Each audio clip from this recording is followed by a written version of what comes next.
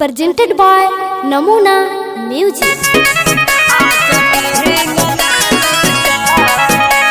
Mixed by SP Nitish.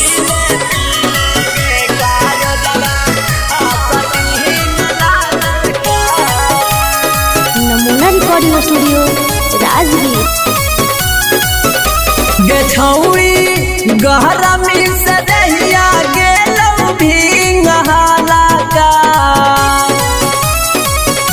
गछौड़ी गहरा miss दहिया गेलौ भिंगहाला का पीले पीले गे कार जवा आशा टिंगला का पीले पीले गे कार जवा आशा टिंगला का गे सोनमा तोरे खातिर लियो पूला रखी नवारा का पीले पीले गे कार जवा आशा टिंगला का पीले पीले गे कार जवा आशा टिंगला का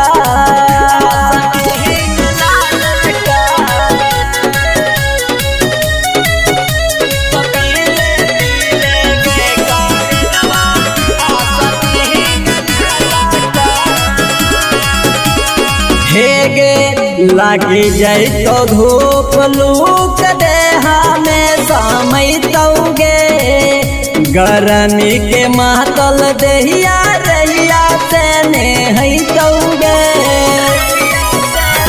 हेगे लागी जाई तो धूप लूक देहा में समय तौगे गरमी के महतल देहिया रहिया से ने हई तो तोहरा चढ़ली जवानी जैतौ भिंगता रखा पीले पीले गे कार जवा आशा टिंगला का पीले पीले गे कार जवा आशा टिंगला का। Namuna Recording Studio, Rajgir.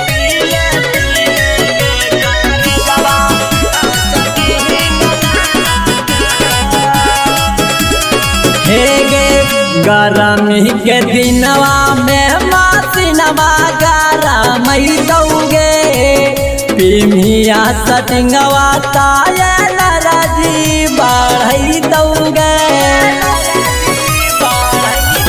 हागे गरमी के दिनवा में मासिनवा गरमई दौगे पिमिया सटिंगवा ताये नरजी बढ़ई दौ राजदेव रातिया के बतिया ना भूलई तारा का पीले पीले गे कार जवा आशा टिंगला का पीले पीले गे कार जवा आशा टिंगला का।